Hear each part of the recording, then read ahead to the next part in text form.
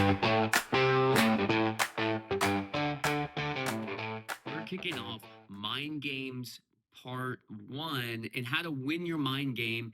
And the first one we're talking about is winning your mind game and finding hope.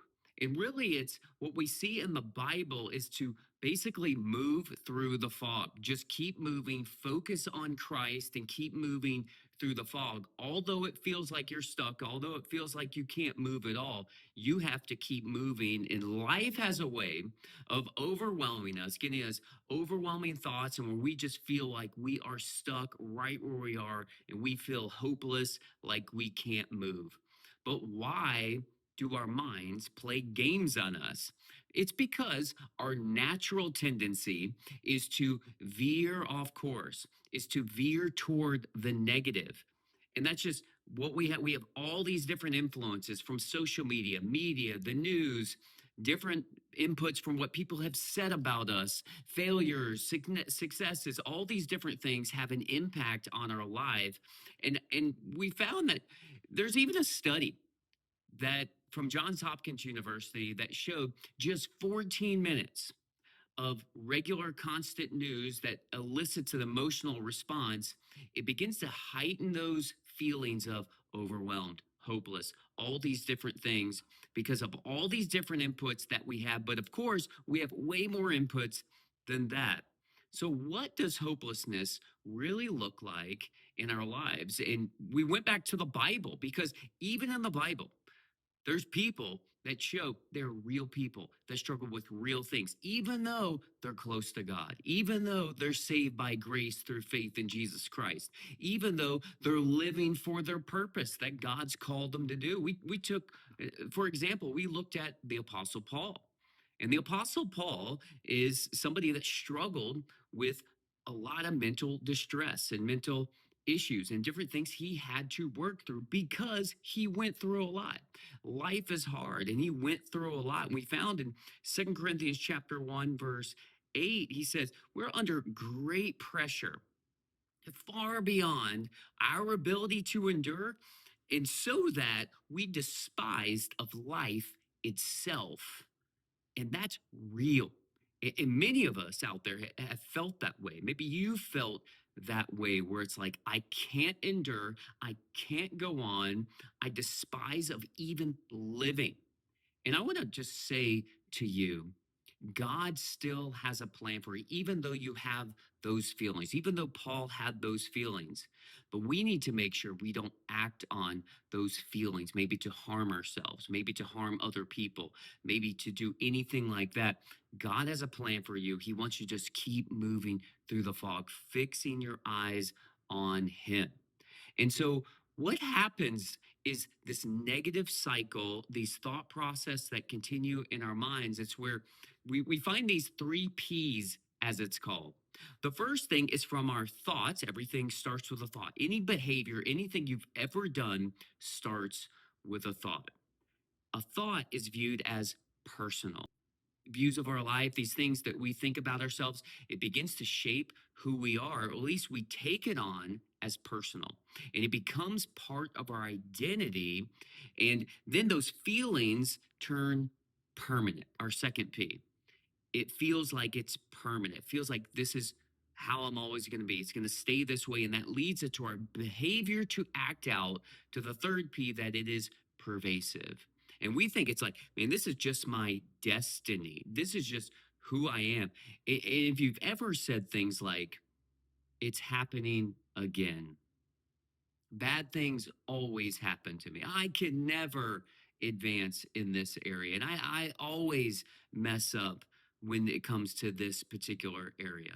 And these mental thought processes, all these things becomes like mental fog and brain fog that happens in our life. So how do we stop this? How do we get through it? Well, you have to get through. You have to move through the fog because we do know the fog isn't forever.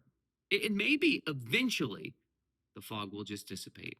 But the reality is, our negative thought processes keep the fog around. It keeps us around. So we got to move through it. So, how do you do it? First of all, you got to slow down. Just like if you're driving in a car, you got to slow down and have better reaction time. You have to eliminate some distraction. I know, man, I got to turn down the radio. I got to turn down anything that's making any noise or bother me. I got to turn it down. You got to turn down the noise in your life, which might mean cut down on social media for a little bit, which might mean stop listening to the news. Stop listening to things that elicit this. Like, think about whatever you're thinking about, listening to, ingesting, whatever that thing, it's making you emotional, bringing an emotional rise in you, and you start to get that kind of panicky feeling. The other thing is focus on the constant. The Apostle Paul constantly is drawing them back to this in the book of Colossians, is to constantly focus on the constant, the line on the road. We do that when we're driving. You don't focus on the fog, you can't see through it. You got to focus on the line, and that line is Jesus Christ. Focusing on him, who he is, and you keep moving, even if it's moving slowly. So you need to focus on the constant Jesus Christ. Paul, who wrote to the Colossian church, and he was telling them to fix your eyes on Jesus. He's described as the image of the invisible God. He's the one that holds all things together, Colossians 1:15 through 17.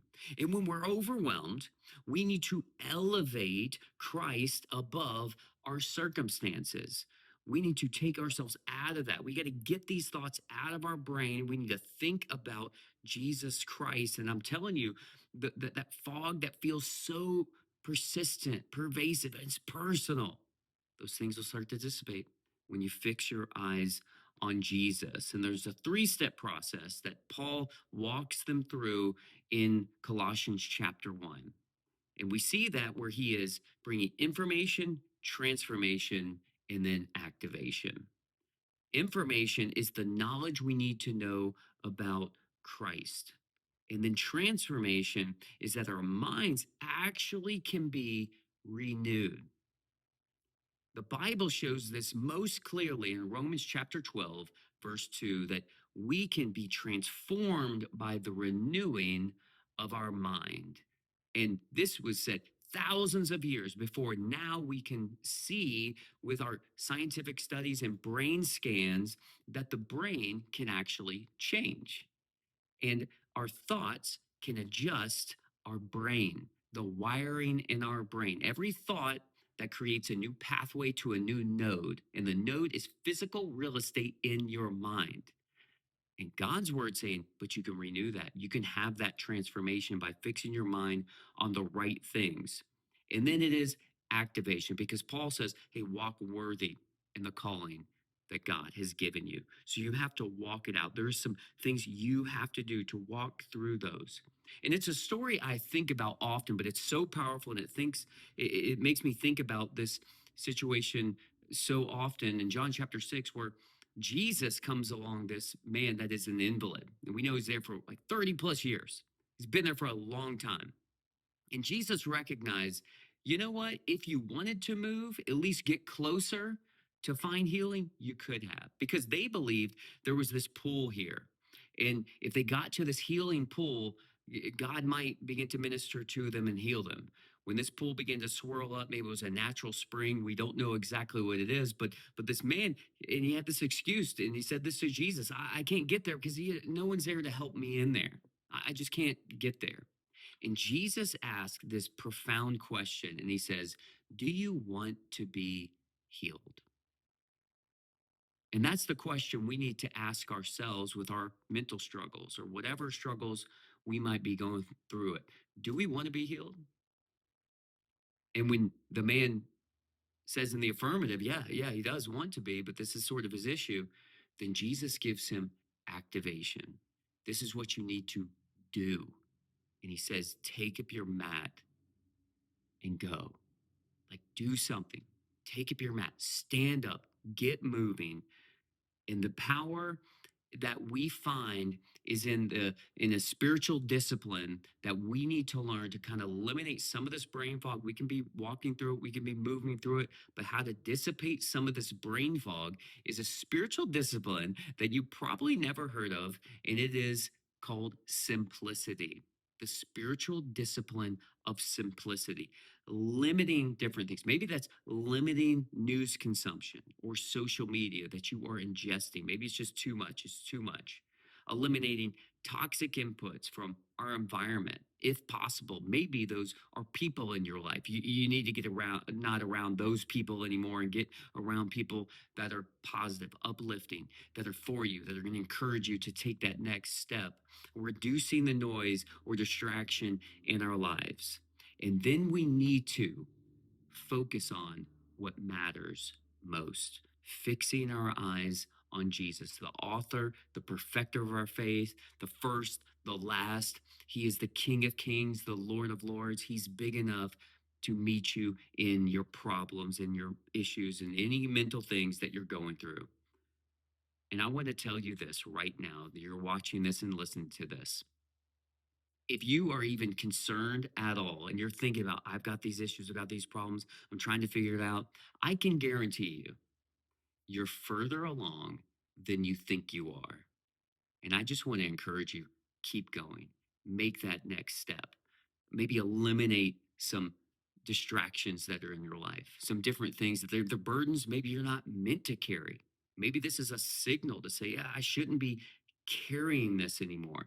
So I want to encourage you to do that as you take that next step, as God's going to continue to renew your mind and you can win your mind game.